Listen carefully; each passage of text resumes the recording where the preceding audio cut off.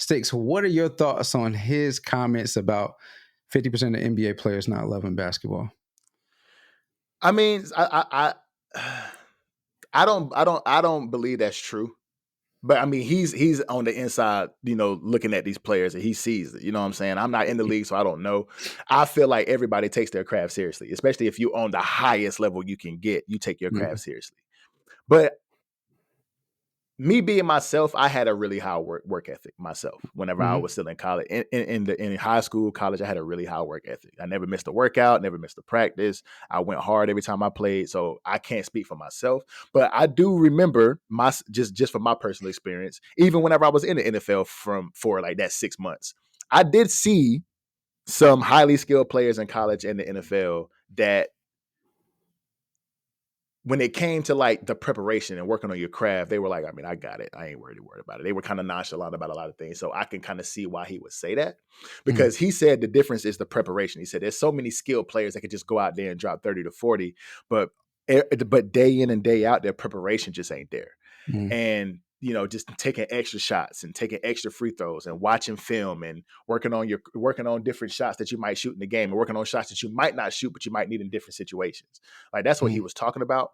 But like you said, bro, like Patrick Beverly sometimes just talk too much, bro. Like sometimes he on his podcast is going crazy. Like I watched this podcast a couple of times. And he just be on there rambling about, just going off. He not like Draymond. Draymond gets on his podcast and he talks facts, and he talks about the game, and he talks about his team. He talks about different players and how he thinks they're about their greatness. But Pat I think he just be stirring the pot, bro. I think he, what Joe Budden called them dudes, the content. What is it? Bare minimum boys. Bare minimum boys. I don't think he's bare minimum, but he just be stirring the pot. He just be stirring the pot because that's his personality. But I mean, I think more than 50% of people in the NBA take their craft seriously, take their job seriously. You know what I'm saying? I think a lot of people have that LeBron mentality. But LeBron is up here with his mentality, with his body and his workouts. But I think a lot of people have that mentality. Like, this is my job, so I got to perfect it. But what you think about Pat Bev coming out saying this? I'm going to be honest with you. I'm not surprised. It doesn't surprise me one bit. It doesn't surprise you that Pat Bev said it, or that, okay, or that there's the 50%. It doesn't surprise me one bit that he thinks that there are 50% of the NBA that don't love basketball. I think it's probably true, because I mean, you got to think these people are human. You know what I mean? True. And being the fact that they're in the same body, not same body, but they're just like us. They have feelings just like us. They go through ups and downs just like us. I can 100% believe that 50% of the NBA doesn't love football, doesn't love basketball, or any athlete doesn't really love their profession. 79% of Americans have said that they don't love their job. You just said that this is a job for those individuals. Of course, true. There are some of them that don't love to play the game. And I'll say this also, just because you're good at something isn't what you love to do.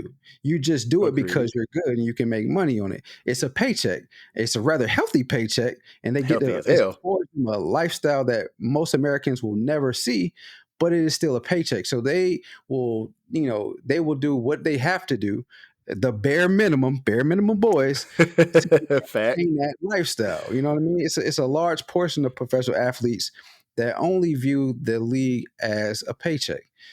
Everything that one person does, everything that one person says is a dream to them. A lot of us would love to be in the NFL. I'm glad you said that. But go ahead. I'm gonna make my point in a second, but go ahead. Yeah, a lot of us would love to be in the NBA. A lot of us would love to be in the NFL until we get there and realize the amount of work that we have to do to stay there. It could be a nightmare for the individuals that are already there. So, I just say it like this. Again, sometimes what you are good at is not what you love.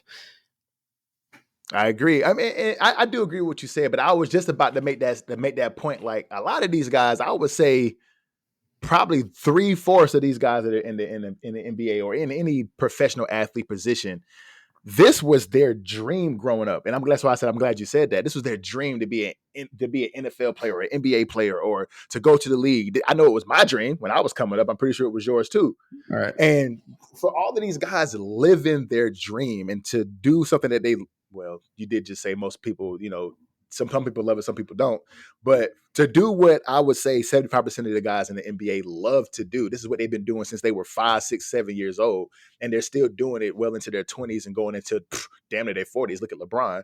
Mm-hmm. But I would bear the question of, don't you think that if you live in your dream, this is your dream job, wouldn't you love it to some extent and say, this is what, I don't even want to say to some extent, because that's feeding back into what Patrick Beverly said. Mm-hmm. Wouldn't you, I guess I'm just speaking for myself, but I'm thinking I'm just like any other star athlete at one point that had the dream to go to the NFL and made it there. And I'm like, oh my God, I'm doing my dream job. Like, right. Wouldn't you take that as that they would love their job and they would take it seriously and work on their craft? I don't believe 50% of people. The number is what's getting me. Half of the league? Nah, bro. Nah, dog. I think it's more so like maybe 25, 30 don't give a fuck. But I would say 75 to 70% of them dudes was like, this is my dream job. This is what I love to do. This is what I put my heart into. This is what I'm going to do, dog. Like, I wouldn't say it's 50, maybe 30, dog. That's crazy. So you and I come from the same coach, high school coach football, right? Mm-hmm. What did Coach Butts used to always say? The win comes in the preparation. 100%. The preparation is where the love for the game is shown. 100%. In a sense, right? And so you said Pat Bev's statement was the preparation is different when you love it. If you are not putting your all into whatever it is that you need to do to prepare yourself to be good, then do you actually love it? I'll put it to you this way, and kind of Pat Bev kind of said it as well. If you truly love your significant other, you're going to make sure that you do the things necessary to show them that you love them on an ongoing basis. Let's say you don't have a significant other. You love playing video games. You're going to make sure you have all of the gear, all of the stuff you need to play the best you be the best video game player that you can, whether you're a casual or a pro. Same as here. If you're not putting up those free throws every day, if you rolling out of bed at 12, 1 o'clock right before practice, do you really love the game, or are you just there to pick up a check? I'm going to say you don't really love the game. I'm going to ask this question too, because I kind of feel like I'm just going to ask a question. Who do you think Patrick Beverly is talking about? He not talking about Bron, because Bron too serious. He maybe like an AD type, or maybe like a Kawhi, maybe like a Kawhi Leonard type, maybe like who else has he played with? Maybe like a Karl Anthony Towns kind of type. I don't think he's talking about. Go ahead. Go ahead. But maybe like he's played for so many teams. I would say somebody like a Kawhi Leonard, maybe somebody like a Paul George, maybe. But just players who take load management too seriously. That's what I think. Just those players who can take time off, even though they're not putting their heart into it because, oh my God, I got a nick on my ankle. Can you put a Band-Aid on? I'm gonna take 2 games off. Like those type of people is who I think he talk about. But who do you think he talk about? I feel like he low key is talking about Anthony Davis. Okay. And the reason I feel like he's low key talking about Anthony Davis is because of the Pelicans statement. year. No, the statements you said is right there in the statement that you said earlier. It's the preparation is different when you got so much skill. You could just show up to the game and give them up 30 or 40. That might work against other teams who aren't that good. But you can't do that. Can't do it in the playoffs. Exactly. Yeah. That part there is what kind of I was like, oh, is he talking about Anthony? Is it about AD? Yeah. It's because as we saw when AD was healthy this year, monster, right? Now that the playoffs are here, he's just up and down. Like up some games, down. Every other game, he shows he's the best player probably on the planet. And then, both offense and defense. And then the next game, he looked like he probably should be the seventh player off the bench. I mean, the second player off the bench, right? So I'm like, dang, is he talking about AD? And another reason I feel like he's talking about AD, and this is why I say I feel. I don't think he's truly talking about AD, but the way you can interpret and read between the lines, it's like, who is he talking about? And, your mind just starts to wonder. But another reason I think he's talking about AD is that preparation part. Before the season, we heard that AD takes about 2 months off, and then a couple weeks before training camp, that's when he starts to shoot the ball again. I don't think many good professional athletes do that. They may take some time off, but then they right back doing ball drills or something, some type of basketball drill to get themselves ready for the season. So I think he's lumping AD in that because he's been kind of like throwing subliminals there, like tipping right on the edge of telling what happened in LA, but not really. And I could be completely off on this statement, but it just the first thing that popped in my head when I saw that whole clip, I was like, is he talking about AD? Yeah, AD. But I mean, I mean, he could be, because I mean, there has been some times in AD's career where, and I didn't know anything about that offseason thing because I don't really, follow it as far as the offseason is concerned. But like just like that last year in New Orleans, where he was like he going through the motions, just ready to be traded to LA. And then you can kind of see it in his game, and you can really see it in his healthiness. He don't take care of his body for real. That every time he fall, it's like, you drop the glass on the floor. Like he's so fragile, bro. So you can kind of see how you can kind of make that parallel low key. But I mean, I think my final thought would be like, I don't think there is 50% of the league is casual, bro. I don't believe that. This is like most of these people's dream job, dog. And I just can't wrap my head around half of the league being casual. I can't wrap my head around that. And I mean, it could be, I could be completely wrong, but 50% of the league is casual players. No, I can't believe that. I wouldn't go so far as to say they're casual. I'm just going with your analogy that you gave with gaming, but you're right.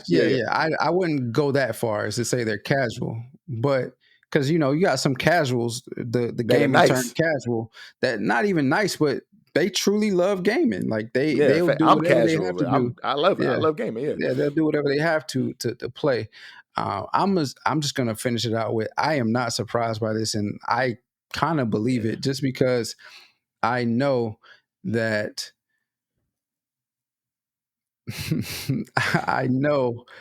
I'll just say this. I have known some professionals that have told me, man, I didn't really care about it anymore. I was just I think you told me a story. Yeah. I was just there. So, I mean, it doesn't surprise me. And I think that number could be accurate. It's just he said this as well. Dang, he said this as well. He said some individuals are just better at faking it than others. Some of them you can see and like, nah, they don't love this, and some it's like you scratch your head with it.